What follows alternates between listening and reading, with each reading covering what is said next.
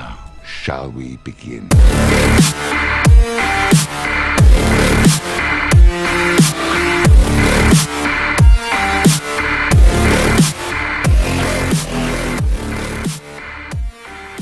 And hello everybody, and welcome to the Movie Pit Podcast. I am your host, Christian. Thank you very much for joining me on the podcast this week. This is, of course, the podcast where we talk about all the big movie news items that have come out, as well as all the big movie trailers and all the movies coming out in theaters this weekend for all your viewing pleasures. Man, it feels good to say that again. Hello, welcome. If you are a new listener, hello. I hope not to bore you too much. No, I'm kidding. Hopefully I'm not boring. Hopefully. But no, this is where we talk about this is another movie podcast that you can listen to, because, you know, there's always more you can listen to. But no, I am very, very thankful to come back and do the podcast. Of course, I did a podcast at the beginning of the year, which was a year in review podcast. And I did mention on that podcast that the podcast, when it came back, or now that it is back, will not be a weekly podcast like it was before. That is the case because obviously it's been almost a month, or literally a month now, since the last podcast came out. So I promise not to do that anymore. I will be doing it on a more, not weekly basis, but at least bi-weekly basis for sure. So I'll be doing that. Of course, you know, some stuff dropped since then, you know, like the Spider-Man Far From Home trailer, and then John Wick Chapter 3 trailer, and the Ghostbusters, and a bunch of other stuff dropped. I'm not going to talk about those because this podcast would be a hell of a lot longer than I want it to be. And I'm trying to cut down the time on the podcasts as much as possible. So I'm going to stop yammering and get to it. I do want to mention that I am recording this podcast, at least a good chunk of it, earlier than I wanted to.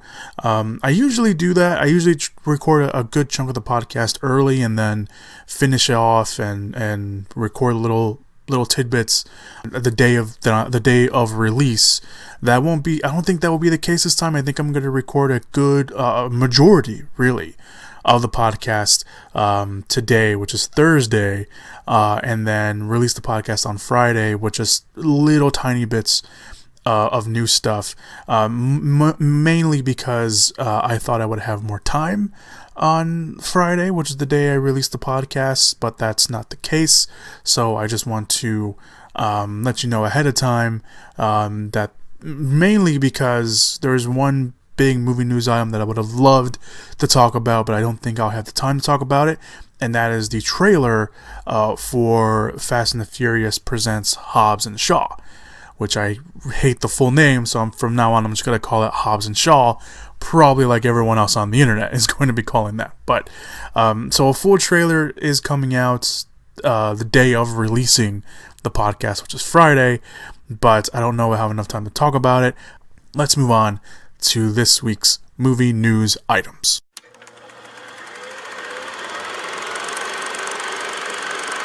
Alright, so I'm going to start off with some quick little tidbits of news. I'm not going to get too into these because they pretty much speak for themselves, especially these first two. Warner Brothers Animation is developing a animated, or mostly animated, it's going to be a live action / cartoon movie about Funko Pops.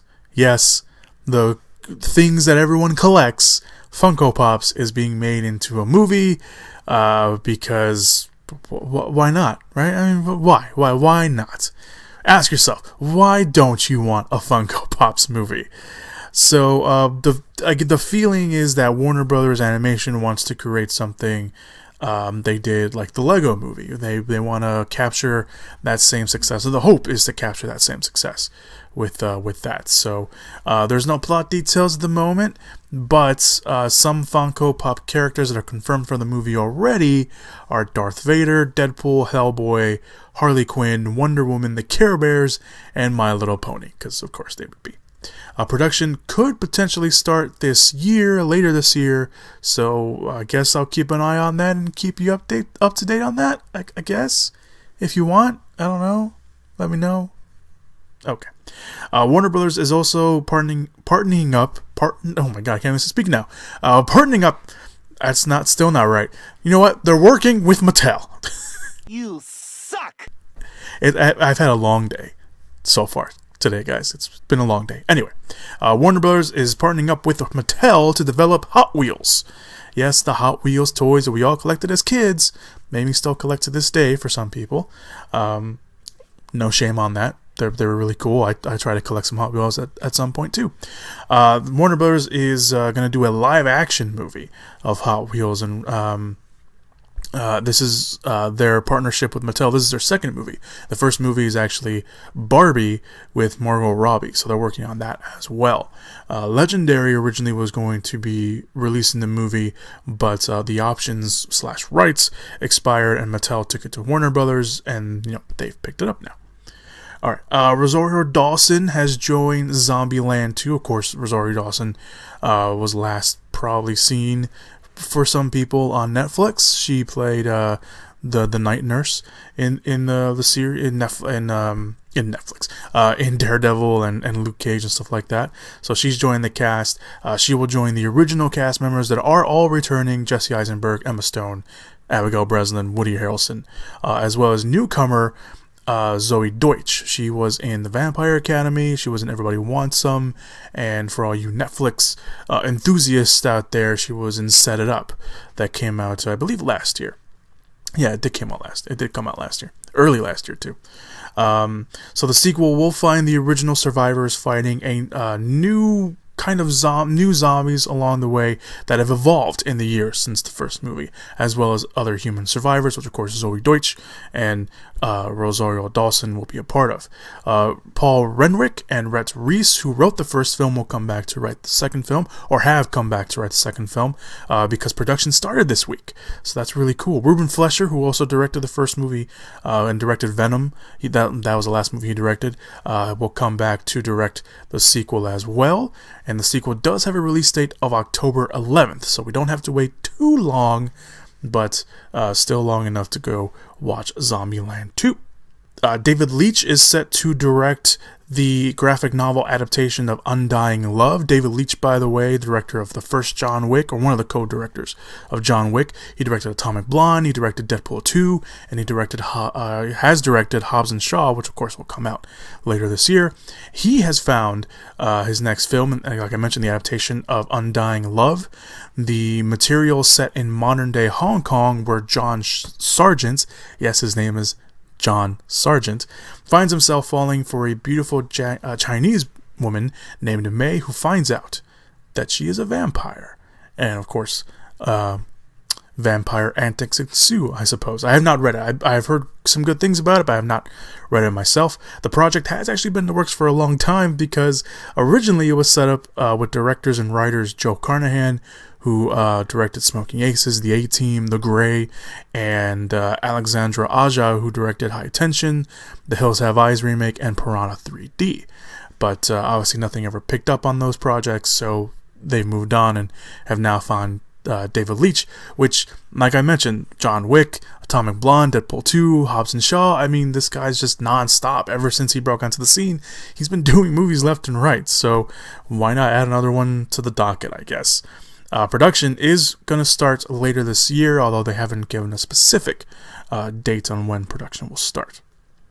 Lastly, on this very quick-fire news tidbit, Lakeith Stanfield from Get Out and Sorry to Bother You and the FX series Atlanta, where he plays Darius. There's a rumor that came out this week that he was going to star, or he has an offer and is in talks to star in the Jordan Peele co-written and produced retelling. I'm saying retelling because I don't think they're using the word remake for this, CandyMan. So yes, they're pretty much remaking CandyMan. The role is not for the character CandyMan, but instead he'll be playing a character named Anthony, who is a young man in Chicago. Anyway, who is researching for the urban legend simply known as CandyMan.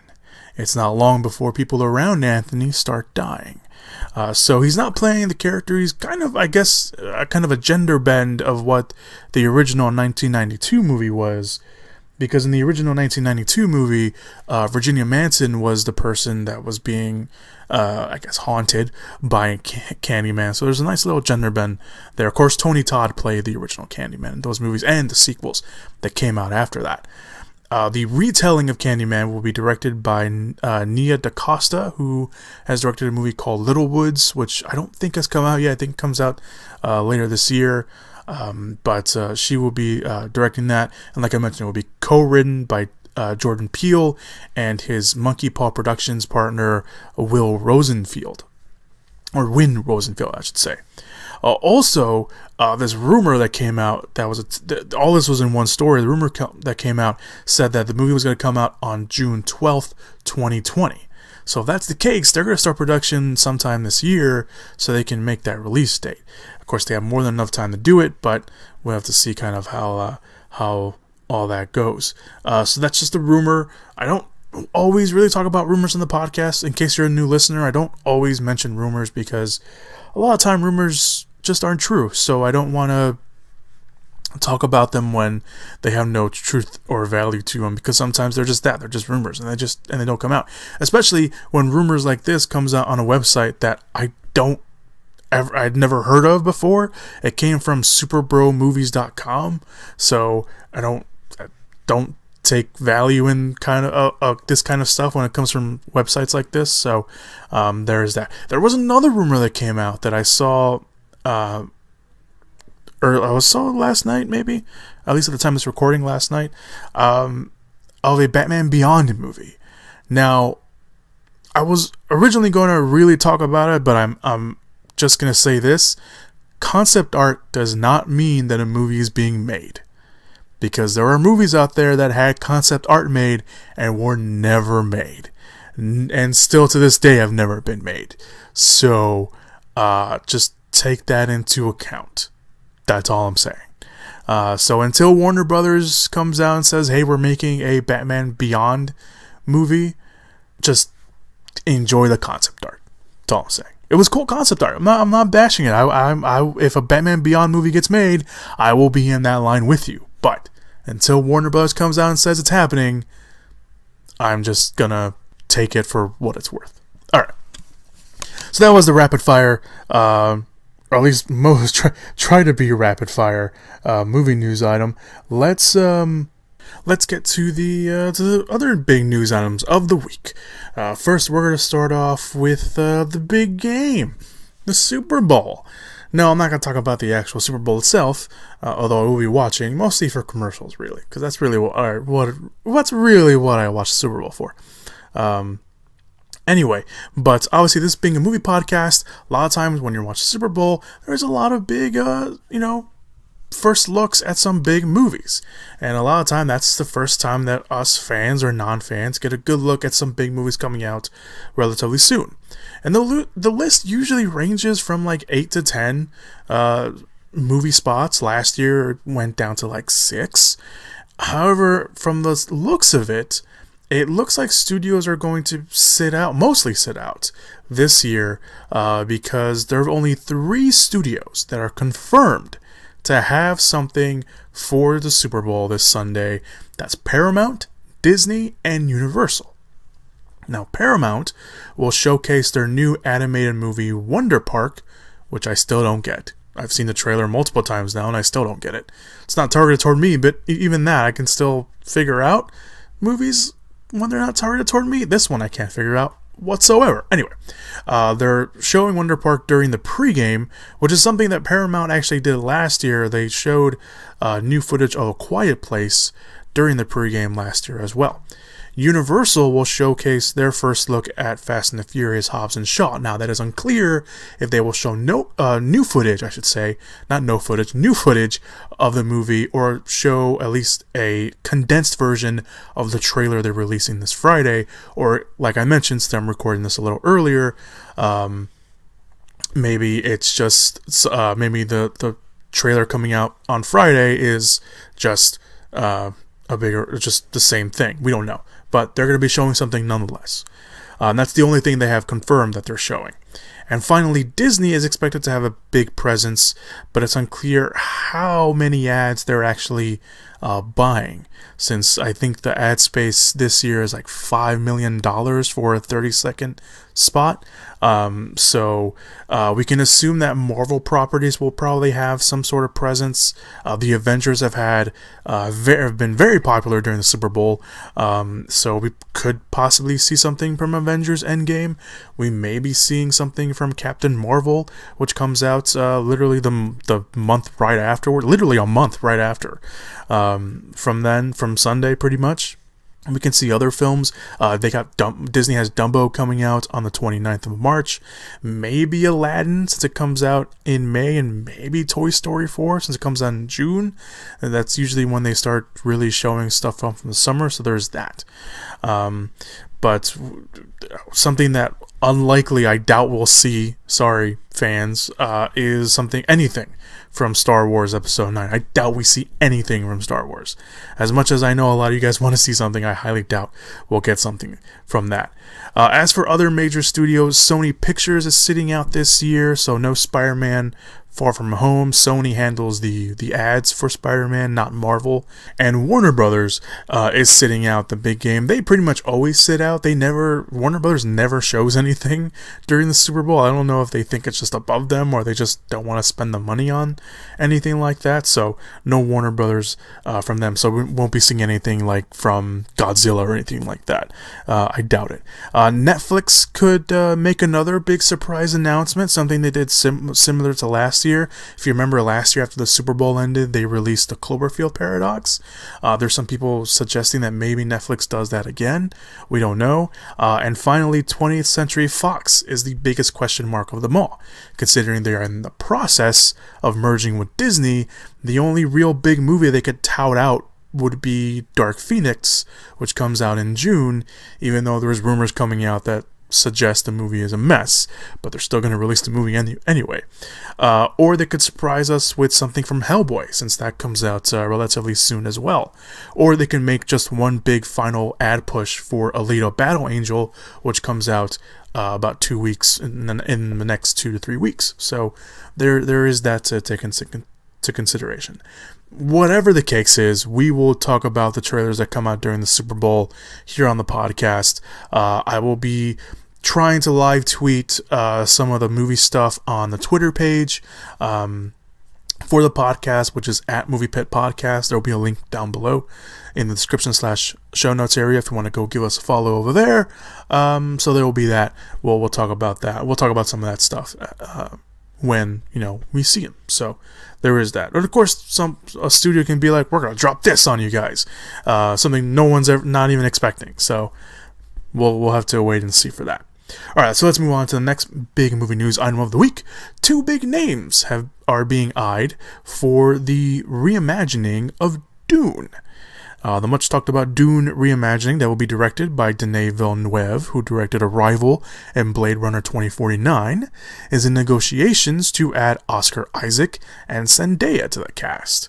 The cast already includes Timothée Chalamet, Rebecca Ferguson, Stellan Skarsgård, Dave Bautista, and Charlotte Rampling.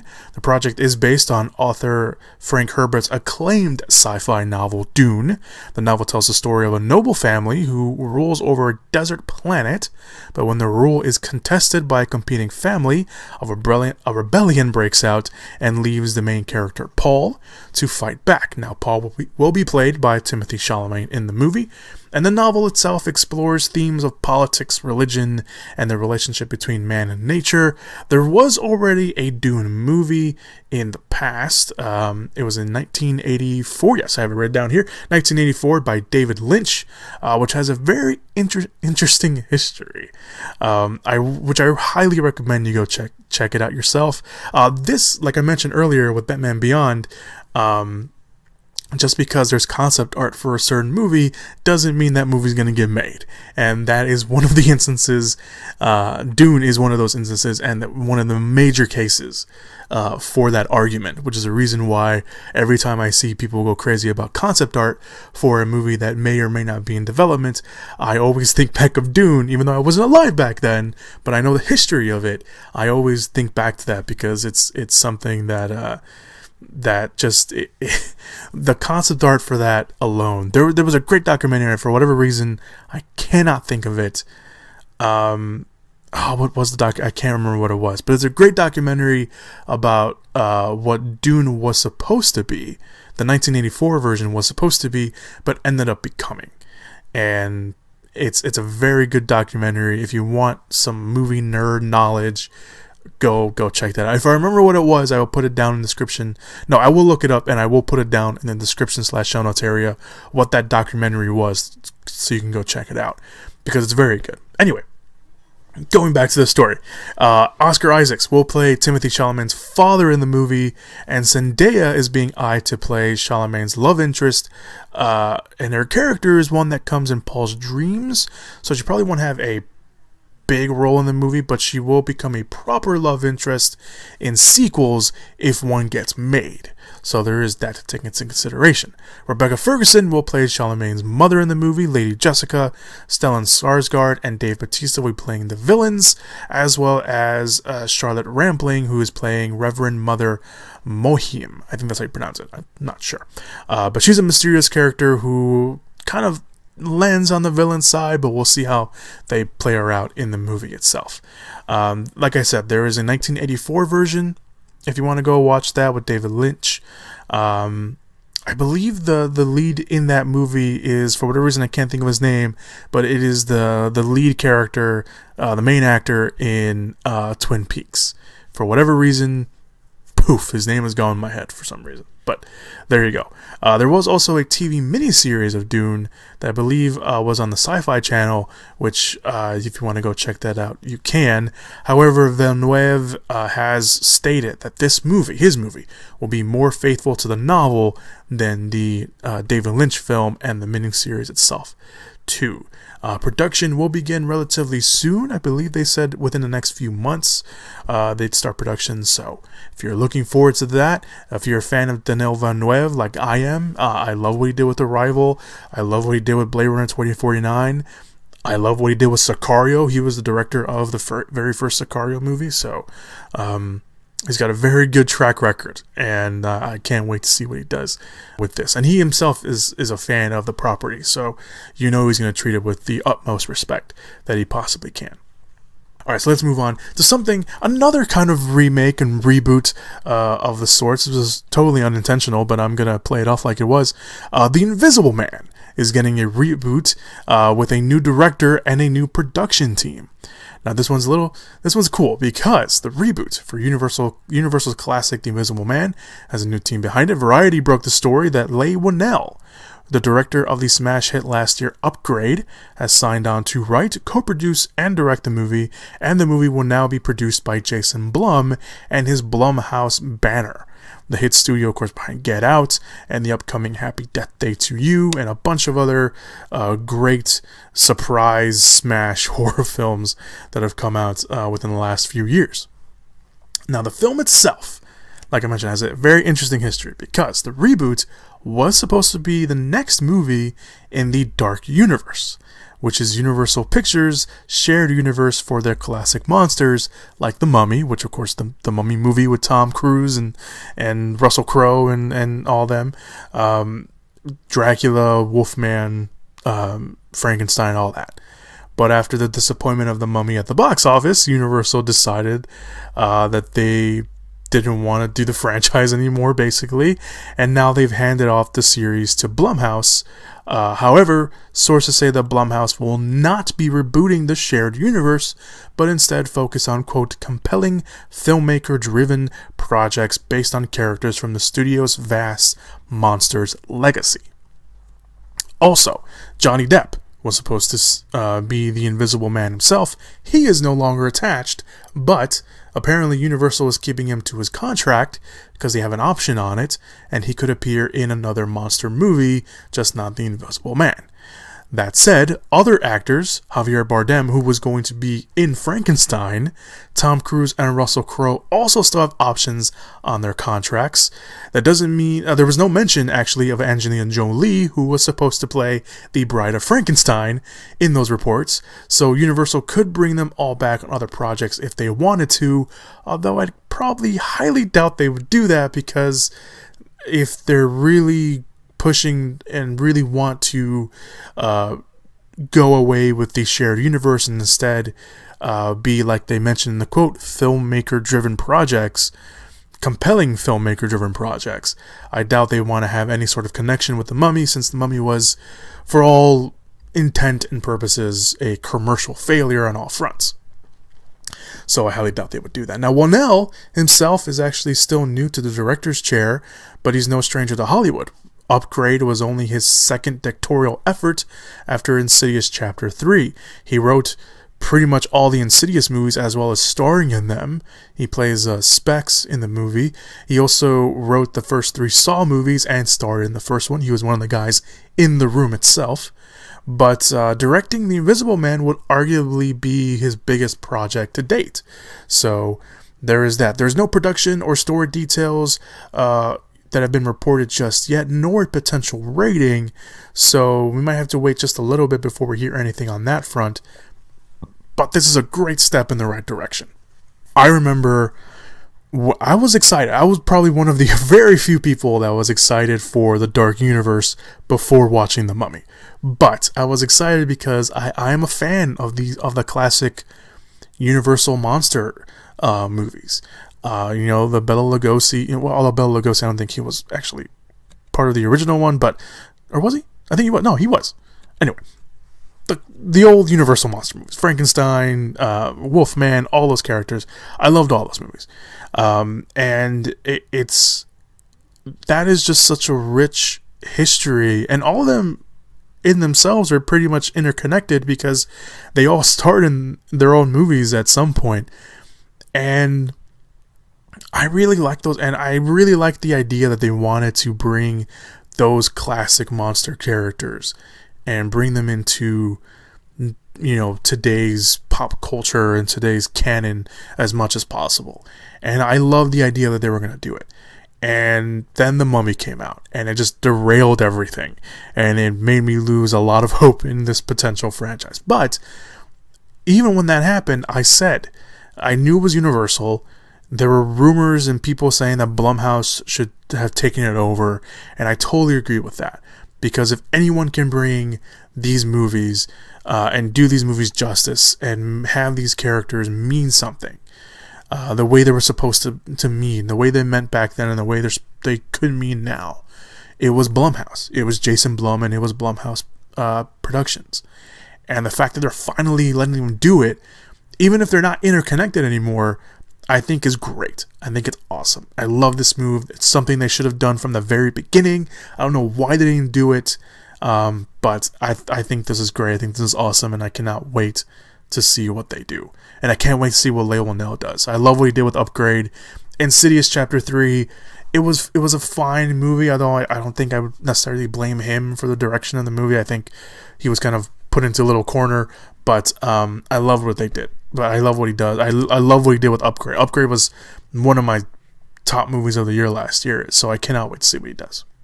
All right, let's move on with this next movie news item, which I don't usually talk about Netflix movies, or at least Netflix news, on the podcast, just for future reference for all you potential new listeners out there. Mainly because Netflix, whenever they do a movie, they're like, hey, we're doing this movie. Oh, by the way, it comes out next month.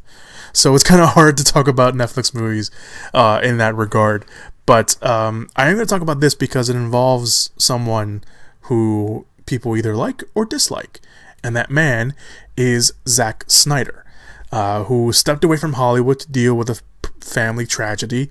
And he's coming back to the director's chair. He's coming back and has signed on to be the director of a zombie horror thriller film for Netflix called Army of the Dead. Snyder came up with the story, but the script was written by Joby Harold, who wrote was one of the writers on King Arthur: Legend of the Sword. He also is going to have a hand in writing the Flashpoint movie, which we'll get to that later on, and is set amid a zombie outbreak in Las Vegas, during which a man assembles a group of mercenaries to take the ultimate gamble, venturing into the quarantine zone to pull off the greatest heist ever attempted. What is that heist during a zombie apocalypse? Who the hell knows? But it sounds cool. So there's that. The movie was originally set up in 2007 over at Warner Brothers with, I believe, Zack Snyder, at least from the way the reports have been putting it out there. But Netflix is now taking over the project, which plans to start shooting this summer with a budget of over $90 million, which is noteworthy, which is the reason why I left it in here. Snyder himself did comment on the project with the Hollywood Reporter, saying, quote, "There are no handcuffs on me at all with this one," then commenting, saying that, quote, "I thought this was a good palate cleanser to really dig in with both hands and make something fun and epic and crazy and bonkers in the best way possible. I love the horror canon and the works of art, but this is the opportunity to find a purely joyful way to express myself through a genre. It will be the most kick-ass, self-aware, but not in the wink to the camera way, balls to the wall zombie freak show that anyone has ever seen. No one's ever let me completely loose like this." That sounds fun. I'm glad that he's back behind the camera, and it sounds really, really cool. The movie itself will also be a reunion, since the Netflix movie head is Scott Stuber, who was an executive that gave Snyder his big on-screen shot at Universal, I should say, for Snyder's remake of Dawn of the Dead, which is the only real remake on his resume, and also the only other zombie movie on his resume too, unless you count Man of Steel, which was of course a remake of the Superman story, but whatever. This is also Zack Snyder's second original project he's done after Sucker Punch, which we'll leave Sucker Punch alone for the moment. Everything else he's done, I should say, has been a comic book property or related, or comic book related, or based on a novel.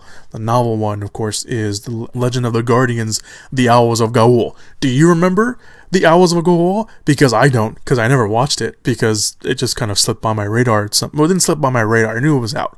I just didn't watch it. But do you remember that? Because I don't. Because I barely remembered it when I was looking up his filmography. But like I mentioned, the project is aiming to start shooting this summer. I think this is kind of cool. I know, there's a lot of people on the hate Zack Snyder bandwagon because of what he did with the DCEU, but I love what he did with Dawn of the Dead. Dawn of the Dead is probably one of my favorite remakes of all time. It's probably one of my favorite it is one of my favorite zombie movies of all time. One of, not the, just said one of, relax for everyone out there. But I like what he did. I mean, he obviously has the vision for it. Execution could be better, but for the most part, he has great vision for his projects and what he does. So I can't wait to see what he does. And this sounds cool.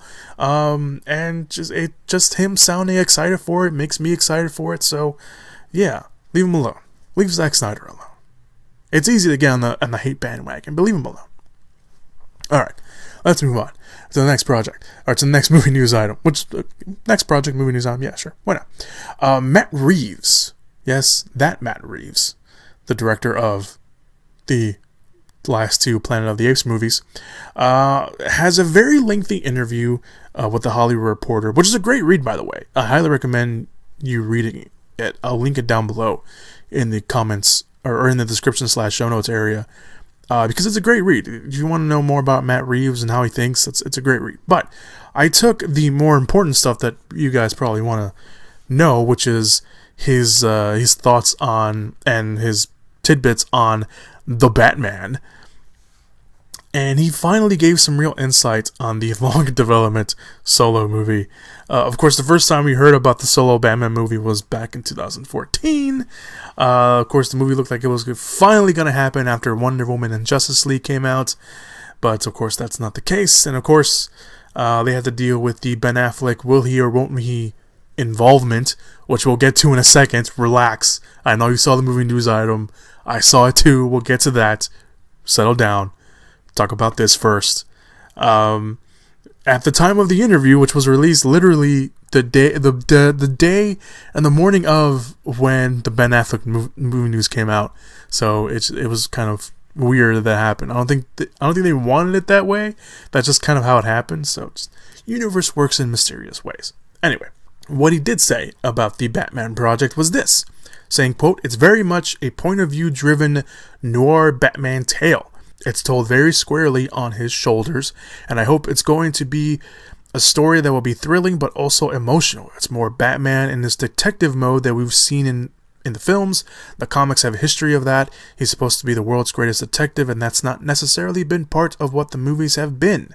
I love this to be one where when we go on the journey of tracking down the criminals and trying to solve a crime, it's going to allow his character to have an arc so that he can go through a transformation."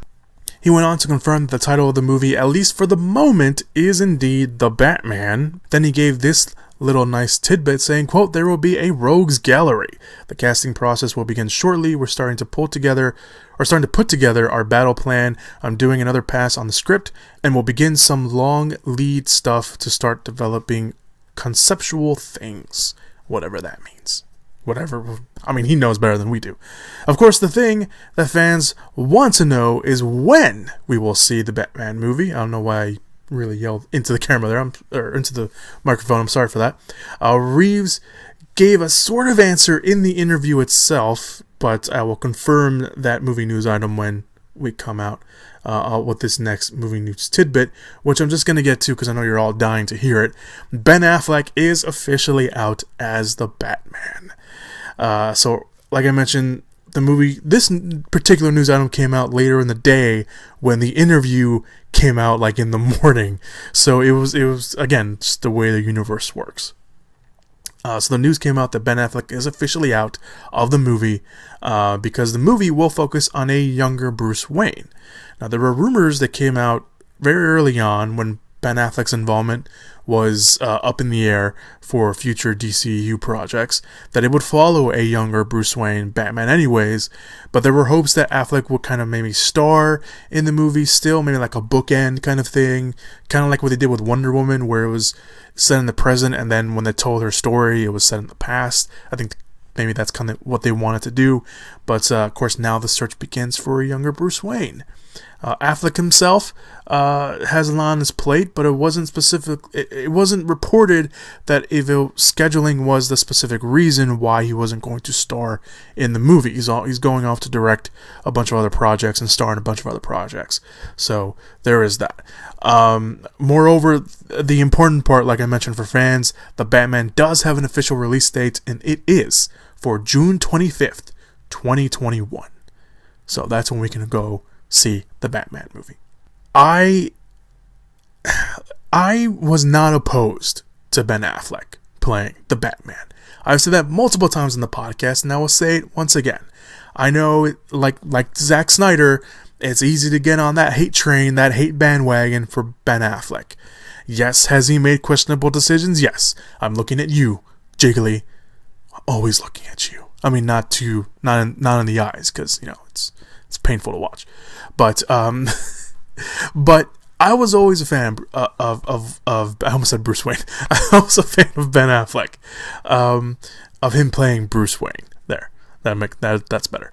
I like the casting. I thought he did a fine job. I mean, obviously he didn't have a lot of room to play, or too much room to play. We never really got a good feel for him, but with the casting of him, an older Bruce Wayne, one that has already done it and maybe hung up the cowl already and had to put it back on because of Superman coming into the picture.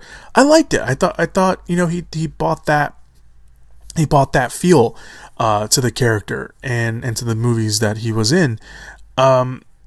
Was he the best Batman? Was he the best Bruce Wayne? I mean, that's totally up to you. Like I mentioned, I thought he did a fine job. Not the great job, not the best Batman, not the best Bruce Wayne out there, but he did a fine enough job for the material that was given to him and the world and the direction that he was given. Because at the end of the day, if your director doesn't give you great direction, then you're just going to give a really shitty performance. That's just the truth of the matter. Says the non-actor, by the way. Just put that out there. But I was always a fan of Ben Affleck, and I really liked the casting, and I was one of the only ones, probably a handful of ones that were really down with the idea of him, of this. And I'm a little bummed out that he's not going to be in the movies anymore. But having a new younger Batman, and by the way, Warner Brothers is pushing away from the interconnected movies, and that was something that was mentioned, or not mentioned, but kind of somewhat teased a little bit in reports and that have come out after Justice League, that Warner Brothers was no longer focused on having all these interconnected movies, but they wanted to release movies that were character driven first, and not necessarily like they're not gonna throw in like Batman. Hey, there's Batman, by the way. Like, no, they're not gonna do that anymore. They want these movies to have their own feeling now. They don't want to rush into projects. They don't want to be like, hey, we're releasing this movie and this movie on these days, and then look at the Flash. That mainly look at that. Put case in point, which is the reason why everyone's so pissed off at Warner Brothers too for what they've done. The Flash movie was supposed to come out like 2-3 years ago, and it hasn't come out. They keep rewriting the script, and they keep pushing it back so many times. I don't even remember who's directing it. I don't even know who's. I don't think they actually have a director, but I don't even know who has the current draft of the script on it. So yeah. But yeah, there you go. So that's my opinion on the whole thing. Lastly, last movie news item of the week, at least at the time of this recording. James Gunn. Yes, James Gunn. That James Gunn is getting back behind the director's chair, as reports say that Gunn is in official negotiations to direct Suicide Squad 2, or going by the reports, the new title for the movie is The Suicide Squad. The reason is because the movie is not being seen as a sequel, but as a relaunch, and sources say that Gunn's focus is to take the franchise in a new direction, with mostly an all-new cast of characters and actors. Plus, sources say that the project will be rooted in Gunn's vibe a la Guardians of the Galaxy, which is fair considering that apparently he has already written the script for The Suicide Squad. Gunn was of course famously fired from Guardians of the Galaxy Volume 3 due to old tweets resurfacing that dealt with unsavory matters, to put it lightly. And I will get a little bit more into it in a second. Just relax. Finally, they did mention that The Suicide Squad has been slated for an August 2021 release date, although no specific day was given at in the report itself, but it is coming out in August of 2021. Okay, here's where we get a little touchy. Not that way. That was a bad way to put it. Gunn was, of course, fired, like I mentioned, for tweets of an unsavory nature. And almost everyone, immediately when it happened, had this knee-jerk reaction to jump on board and just banish James Gunn into the shadow realm and forget about him. Blast him off into space and never touch him again. But, and I want to put this out immediately and out front. And by the way, I was not doing a podcast at the time when this news came out, because if I did, I think I probably would have gotten a lot of hits for it, and not the way. Actually, not that I care about listener counts. I really don't. If you listen to this podcast, thank you, really thank you. But I'm not going crazy about who listens to the podcast and who doesn't. Which I know I shouldn't say, but that's probably one of the reasons why people don't listen to the podcast. Anyway, no more self-deprecating. I want to put this out first and foremost. I do not support at all whatsoever what James Gunn used to tweet about. But it's not like he was doing any of that. But okay, so in case you don't know, these tweets came out in 2014, something like that. Literally around the time that James Gunn got the job to direct Guardians of the Galaxy, the very first one. Everyone knows that James Gunn is famous for bashing the government administration and everyone who supports it. That's just who he is. Before that, and even during that, he would make some jokes that would push the boundary on a lot of things. And one of those things that he joked about and tweeted about was about pedophilia. And like I mentioned, not supporting anything he said or anything he tweeted or anything like that. I'm not standing by James Gunn's tweets. No, not supporting it. But when those tweets came out, everyone jumped on him. Everyone left him. No, not everyone. Most people left him.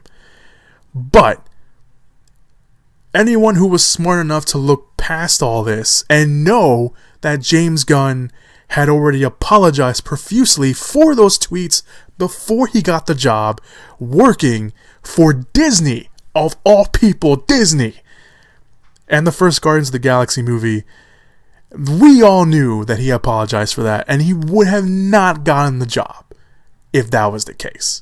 He would have not gotten the job if there was even an inkling that, like some people thought, he actually did these acts. Some people actually thought that James Gunn is actually a pedophile and has done these things. Now, if reports come out that say that James Gunn, yes, has indeed touched little kids and is actually indeed an accused pedophile, then I will join you and help you light the fuse to send James Gunn into a black hole. Yes, I will do that.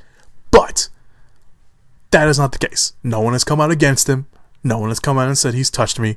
No one has come out and anything. Unlike Bryan Singer, who we still give jobs to, apparently.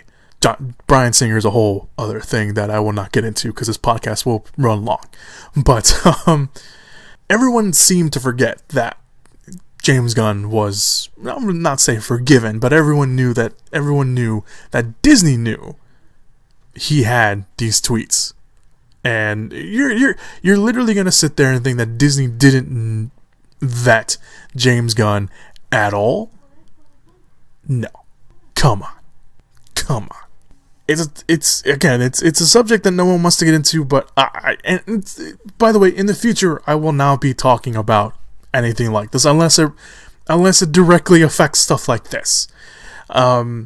Because there's better people to talk about this, more qualified people to talk about this than I have and than I am. And I have said my piece. I do not support James Gunn for what he said, but he got the short end of the stick.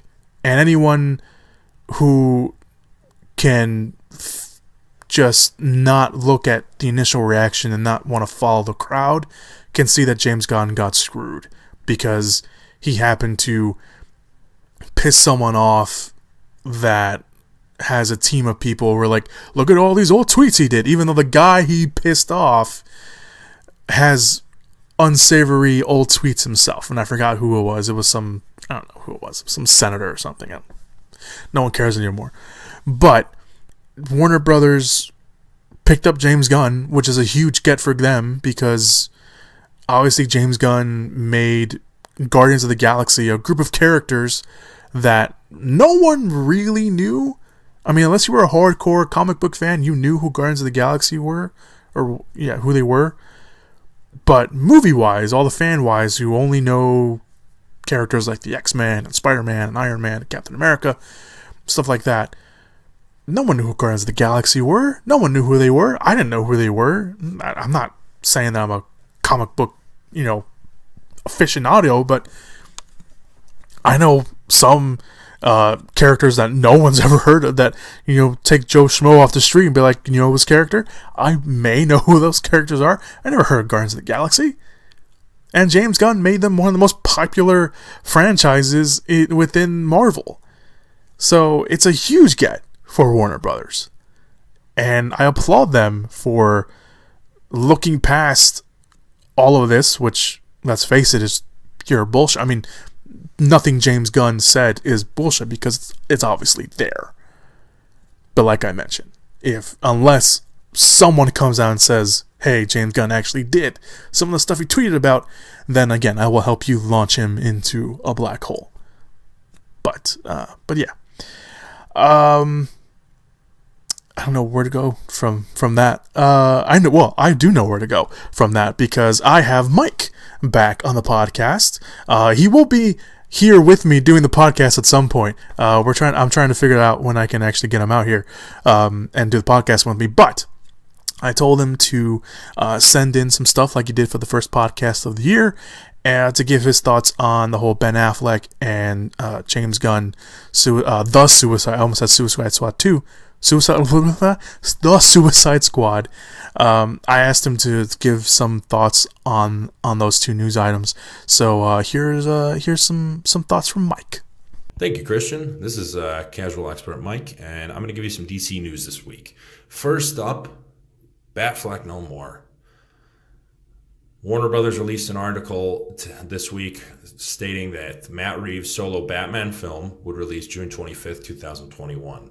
On Twitter, Ben Affleck tweeted that article with the comment saying that he was excited to pass the cowl along and excited for Matt Reeves' vision to come to fruition. This seemingly confirms the months of rumors that had Ben Affleck and Batfleck wavering back and forth on whether or not to stay on. Production sources have said that the film focuses on a younger Batman and is more detective-driven, which deviates a lot from the Zack Snyder verse, where we have this Frank Miller, Dark Knight Returns-esque older grizzled Batman. Affleck has always stated that his love for the character made him always want to play the role, and this brings it close to the chapter of the Batfleck. Now, personally, I always thought that the idea was silly from the start that Ben Affleck would play Batman, but his outing in Batman vs. Superman, not only for myself, but for a lot of critics and fans, found him as the bright spot in an otherwise muddled and convoluted film. His intensity and balance between Bruce Wayne and Batman in that film was actually great, and I felt that it was a lot more comic book accurate than we've gotten in pretty much all of the Batman films that we've seen, although more dark for my taste.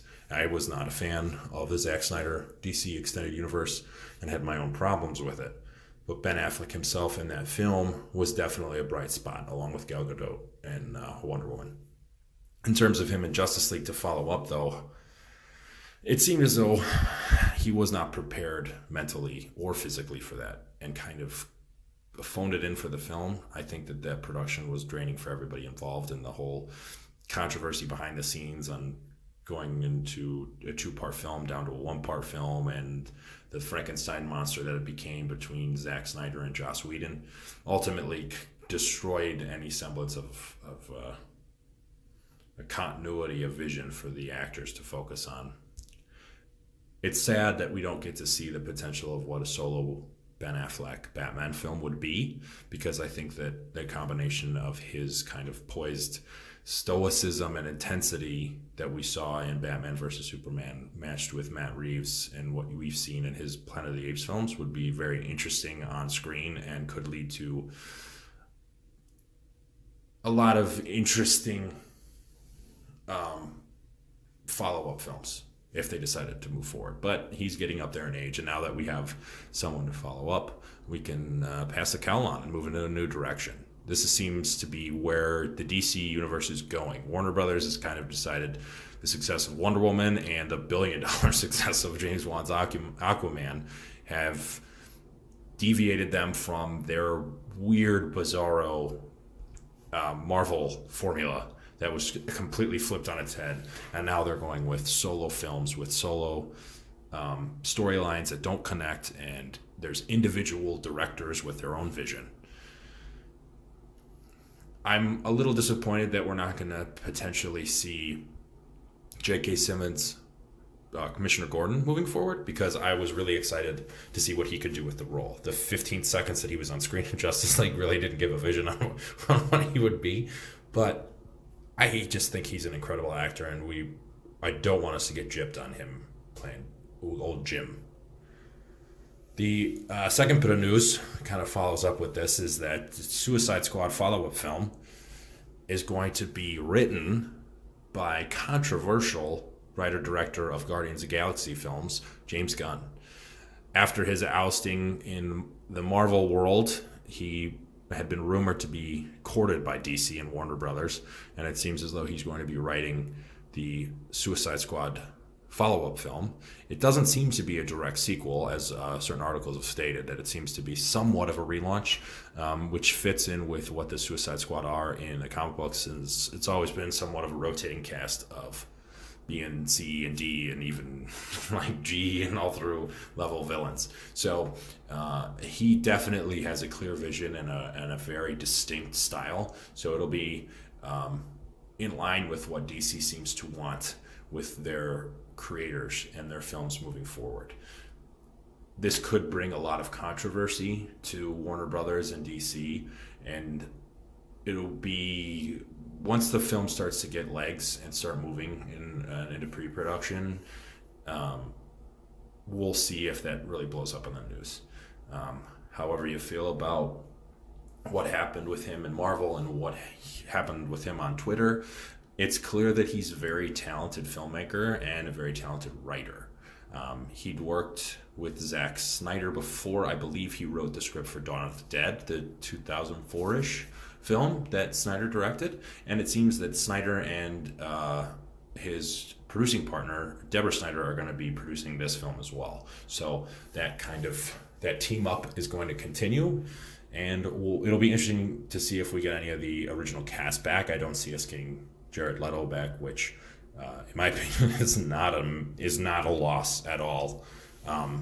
His Joker had so much potential because of his talent as an actor, but the behind-the-scenes nonsense that he had with his fellow co-stars and just his performance on screen and the direction that they decided to go with the Joker was just, it did not gel and really kind of pulled out of the movie. Nothing will ever pull me out of a film, though, as it did recently in the Aquaman film when Pitbull started doing a cover of Africa as they went to the Sahara Desert. That, honestly, was so, like, I felt like I was in a dream, honestly. It was the weirdest experience I've had in a long time. It was very strange. But anyway, tangential. That's a bit of DC news this week. Thanks again, Christian. My name's Mike. I'm the casual expert. Have a good one, guys. All right. So thank you, Mike, for that. Again, I will have Mike on the podcast eventually here with me, sitting right next to me, talking about stuff. But yeah, that's it. That's all the movie news items, at least at the time of this recording. Obviously, if anything big drops, you can go over to the Facebook page, which is facebook.com/moviepit. That's facebook.com/moviepit. There's a link down below in the description/show notes area. You can click on, give us a like over there, and you'll be up to date on most of the movie news and most, not all, but most of the movie news that we'll talk about here on the podcast. Of course, I go more into detail here on the podcast and swear and go on tangents, but that's what podcasts is all about, right? It's my podcast. I can do whatever I want. Anyway, let's move on to this week's movie releases. Let's all go to the lobby. Let's all go to the lobby. Let's all go to the lobby to get ourselves a treat. All right. We have one expansion release, which is They Shall Not Grow Old, which is the World War I, World War II? I forget which World War it is. It's a documentary that Peter Jackson made, which is getting a lot of buzz. And it was a movie that came out in select theaters last year, but it's getting a wide release, an expansion. Not say wide release, an expansion release this week. So if you want to go watch it, I hear it's very good. I'm very excited to go watch it. I don't say that very often about documentaries, but I've heard some good things about this, so I actually am excited to go watch this. So it's getting an expansion release. They Shall Not Grow Old. There is a limited release coming out this week called Arctic, which I found very funny considering that it's stupid cold outside here in Chicago, or it was more stupid cold earlier this week than it was today. Anyway, played by Mads Mikkelsen, stranded in the Arctic after an airplane crash, must decide whether to remain and the relative safety of his makeshift camp or embark on the deadly trek through the unknown in hopes of making it out alive. The movie is actually the feature film debut of Joe Penna, aka Mystery Guitar Man, for all you people who are old enough to remember him from his YouTube fame. This is actually pretty cool. I didn't know that, so good for Joe. Was a fan of his when he was doing a lot of his old YouTube stuff. So this is really, really cool that he's doing this. So good for him. All right, so we have one wide release this week, and that is of Miss Bala. Gloria, played by Gina Rodriguez, finds a power she never knew she had when she is drawn into a dangerous world of a cross-border crime. Surviving will require all of her cunning, intuitiveness, and strength. The movie is, unbeknownst to me for some time, a remake of a Spanish film of the same name. And it is directed by Catherine Hardwicke, who directed the first Twilight movie and the very forgotten of Red Riding Hood movie with Amanda Seyfried, I should say. So yeah, there's that. It's a very light weekend. It usually is this weekend because of the Super Bowl. Studios kind of don't want to put stuff out there because they know a lot of people probably won't be watching. But Miss Bala is the only has the weekend to herself pretty much. Like I mentioned, Arctic is getting a limited release, and then the expansion release, which is not a very big expansion release. It's probably like 50 theaters, something like that, for They Shall Not Grow Old. So Miss Bala is your only real new movie out there. Of course, you got Glass from earlier this month. So you got time to catch up on some movies if you haven't watched any of them yet. And then you can watch Miss Bala if you wanted to. I'm going to go watch it. I'm not overly excited to go watch Miss Bala because it's just, I don't know. I hope it's at least decent. That's my hope. I'm gonna go support the local girl, Gina Rodriguez. She's from Chicagoland area, so I'm gonna go show my support for her. So yeah, wide release, Miss Bala, limited release, Arctic, and expansion release, They Shall Not Grow Old. Sneak peek for next week, and the movie's coming out. I will probably have a podcast next week, but in case I don't come back next week, here's a sneak peek for the movies coming out next week. A gender bend comedy of an old movie. There's that. There is a Liam Neeson action thriller coming out next week. A horror movie with an interesting behind-the-scenes story, which is probably one of the main reasons why I want to do the podcast, because I want to talk about that. And a highly anticipated animated sequel coming out next week as well. So that's it, guys. That's all the movie news items that have come out this week, at least again, at the time of this recording. So everything that I can give you guys is down below in the description/show notes area. Links to the Facebook page, to the Twitter page, to my personal Instagram and Twitter page if you want to go check that out. Links to my WordPress account where I do written movie reviews. What else is down there? Other stuff. The movie trailer for Hobbs and Shaw is down there. Any other trailer that came out this week that I didn't get a chance to talk about or just completely missed and didn't mention will be down there as well. Thank you guys so much for listening to the podcast this week. I'd really appreciate it. Show me some love in the comments and on social media. I'd really appreciate it. And yeah, that's all I got. Thank you to Mike for being on the podcast again. I know I went solo this week. I should have mentioned that at the very top, but I didn't. I will try to have Mike on the podcast, or anyone on the podcast, in the coming weeks.